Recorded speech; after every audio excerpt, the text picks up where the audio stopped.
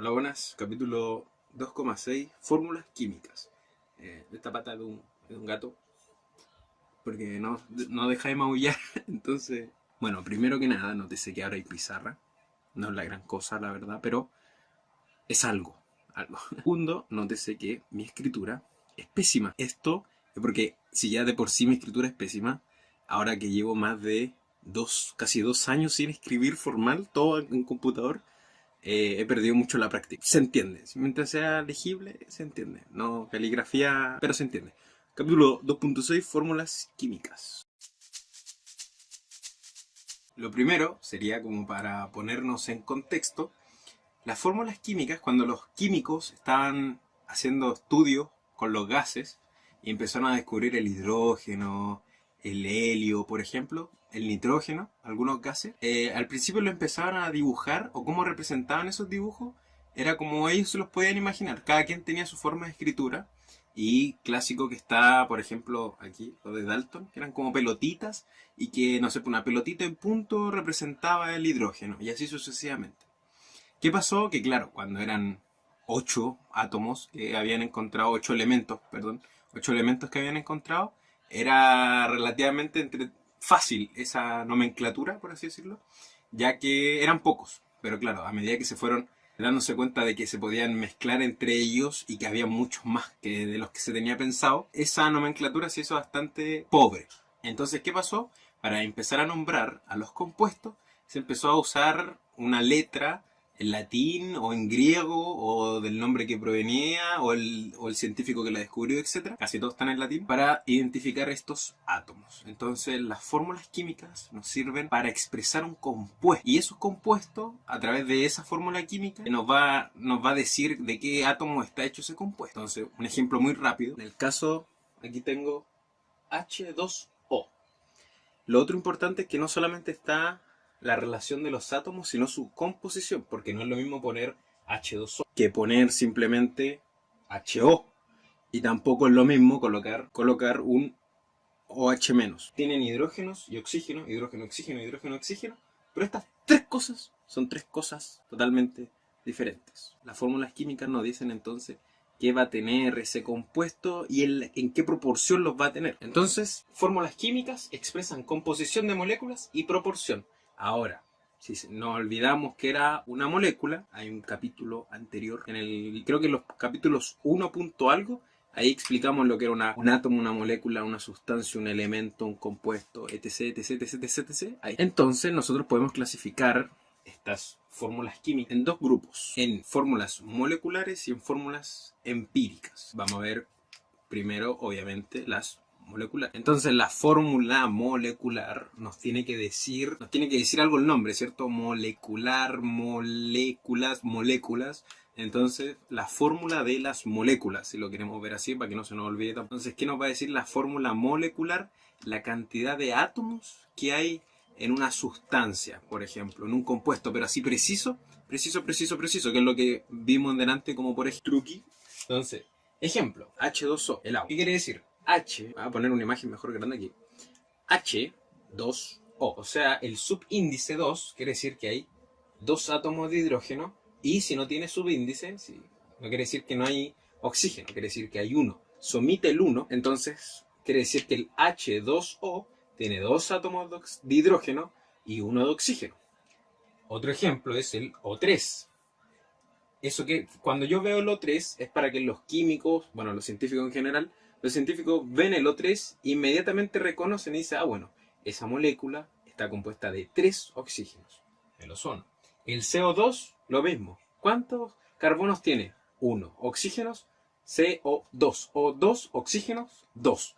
Entonces así nos vamos entendiendo entre todos los científicos a través de esta especie de nomenclatura química, para que nos podamos entender de cuántos átomos tiene una molécula, y así tú también sabes cuántos átomos tiene una molécula y todos podemos saber cuántos átomos tiene una molécula. Entonces, dentro de las fórmulas moleculares vamos a tener modelos moleculares. Estos modelos moleculares van a estar hablando siempre lo mismo, pero como bien dice su nombre, son modelos. Entonces se representan de manera diferente cantidad de átomos de una molécula.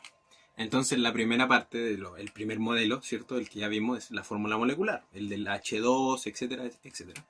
Después tenemos el modelo estructural, donde se nos muestran los enlaces.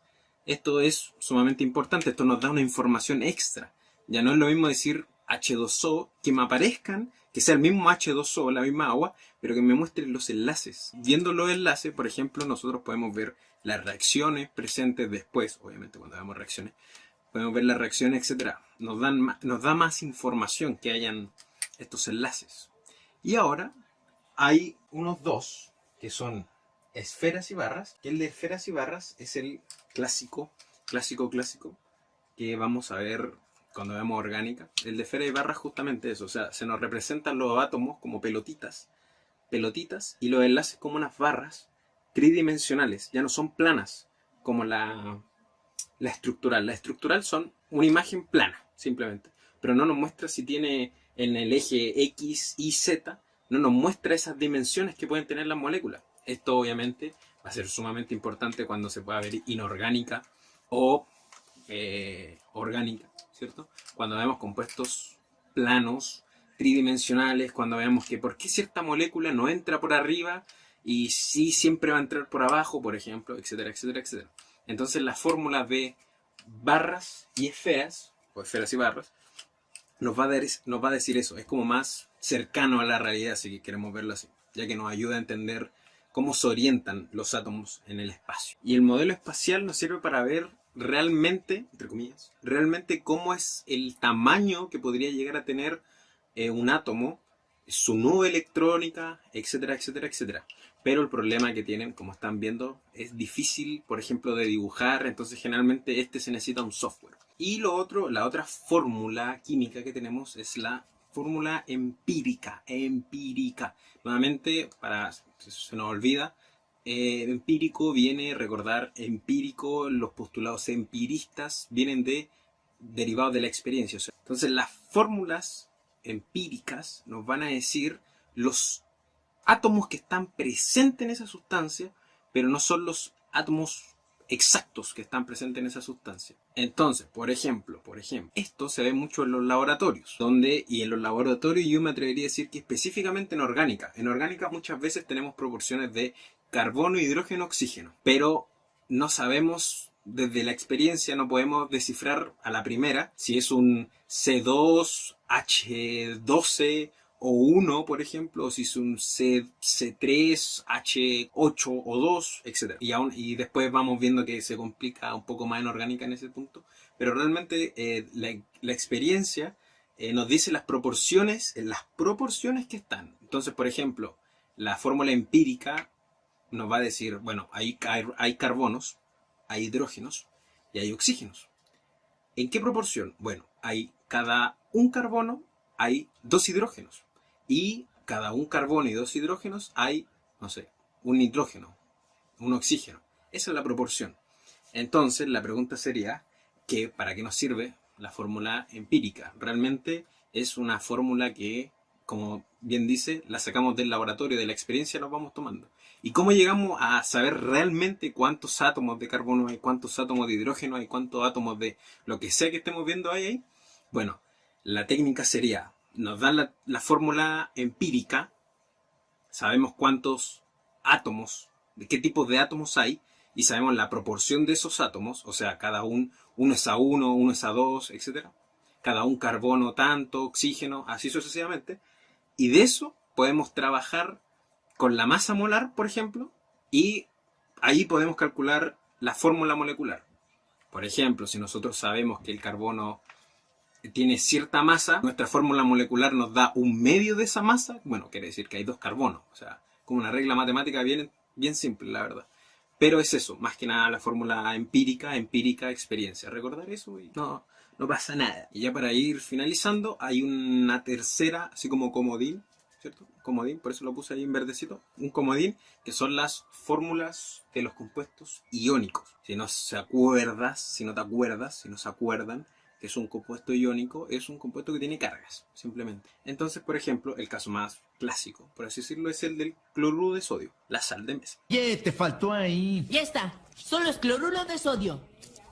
En realidad es sal. Eso dije, cloruro de sodio. Hijo, esto es sal. Eso dije, cloruro de sodio. Entonces el cloruro de sodio yo lo puedo anotar como NaCl. Desde la fórmula molecular a mí me dice que eso tiene un átomo de Na, de sodio, y un átomo de Cl, cloro.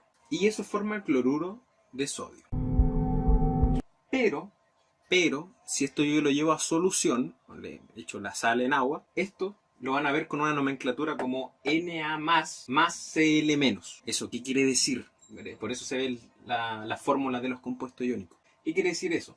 Que el Na más va a estar positivo, por eso es un más, porque está positivo, y el Cl menos. Ahora, ¿qué significa eso? Nuevamente, nosotros deberíamos ser capaces de asimilar lo que está pasando, que deberíamos ser capaces nosotros de ver que cuando es un compuesto más, un átomo más, que tenga el símbolo más, que es un catión, lo que deberíamos poder ver es que tenemos un átomo, un núcleo, que alrededor tiene la nube electrónica con los electrones de carga negativa, y si es positivo es porque un electrón se escapó, se lo llevó a alguien, se fue, ya no está en ese átomo. Entonces por eso queda positivo, porque pierde un electrón, y si pierde 2 electrones va a ser 2 más, y si pierde 3 electrones va a ser 3 más, y así sucesivamente. De la misma manera, el Cl-, el que tiene carga negativa, es que tomó un electrón.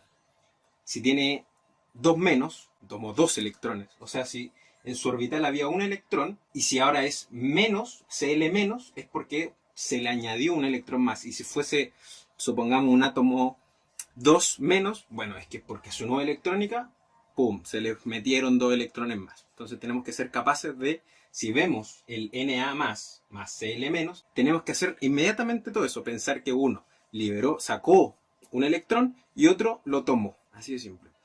Ahora vamos a ver que generalmente esto tiene que ser neutro, siempre es neutro, siempre.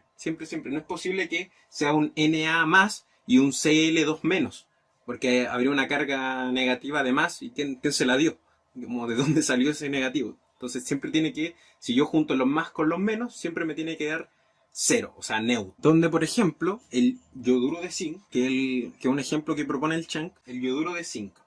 El yoduro de zinc, el zinc, catión zinc, tiene, vamos a decirlo así por ahora, es un estado de oxidación. O sea, él tiende siempre a perder 2 electrones. Esto lo vamos a ver después.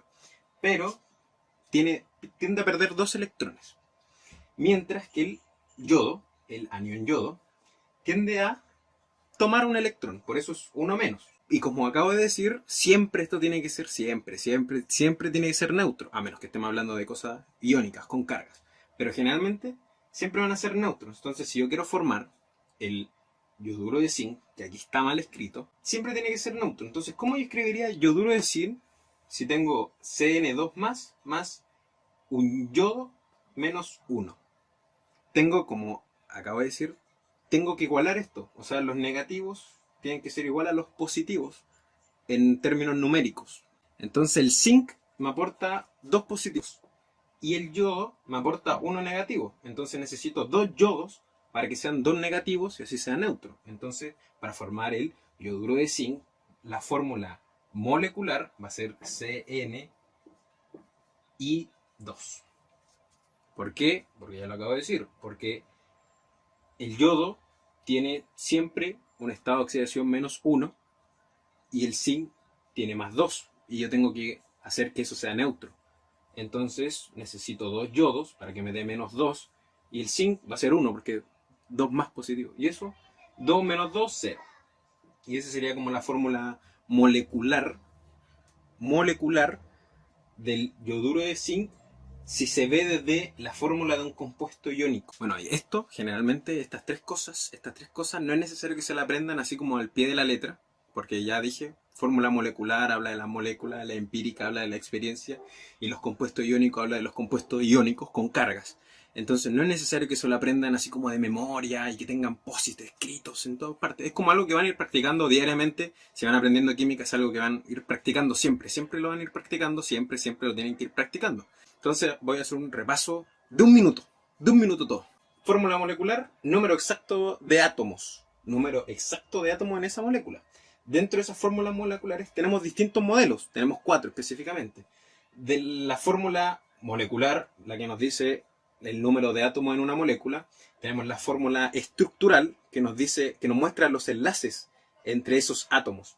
Tenemos la de esfera y de barras, que nos muestra en 3D la molécula, nos muestra el estado, en un estado tridimensional la molécula. El modelo espacial, que nos muestra la nube electrónica y los tamaños proporcionales que tendría cada átomo. Después tenemos la fórmula empírica, que es la fórmula que nosotros adquirimos a través de la experiencia, obviamente a través de un laboratorio. Si queremos llegar de la fórmula empírica, que nos da los elementos que se encuentran presentes en el compuesto, pero no los elementos que hay ahí. Entonces, si queremos llegar de la fórmula empírica a la fórmula molecular, eso nos tienen que dar o la masa molar, o a veces nos dan la densidad, pero siempre nos tienen que dar otro dato aparte. Tenemos también la fórmula de los compuestos iónicos, que habla justamente de los compuestos que tienen carga. Esto generalmente está involucrado con los estados de oxidación, etcétera, que después los tenemos que ir viendo. El Chang todavía no habla de eso, pero habla de los estados de oxidación, y recordar que siempre, si a alguien le quitan un electrón, si a alguien le quitan un electrón, alguien tiene que ganar ese electrón. Siempre es así. Eso sería todo. Recuerden que esto, como digo, no se aprende así como siempre. Se va trabajando en distintos ejercicios, siempre estamos recordando todo esto. Siempre, siempre, siempre, siempre. Eso sería todo. Eso sería todo. Cualquier duda, consulta, comentario, algo que mejorar, algo que no, en los comentarios. Y eso, los dejo invitados a que me sigan en la página de ciencia que estoy haciendo, Ciencia desde Cero, donde vamos a estar subiendo posts hablando de ciencia desde cero, o sea, el fundamento científico que hay detrás. Y eso sería todo. Se ve bonita la pizarra. Espero que les guste el nuevo formato. Y eso sería todo. Nos vemos. Y el gato se durmió. No duró ni 10 minutos grabando el gato. Se quedó dormido. Nos vemos. Chau, chau.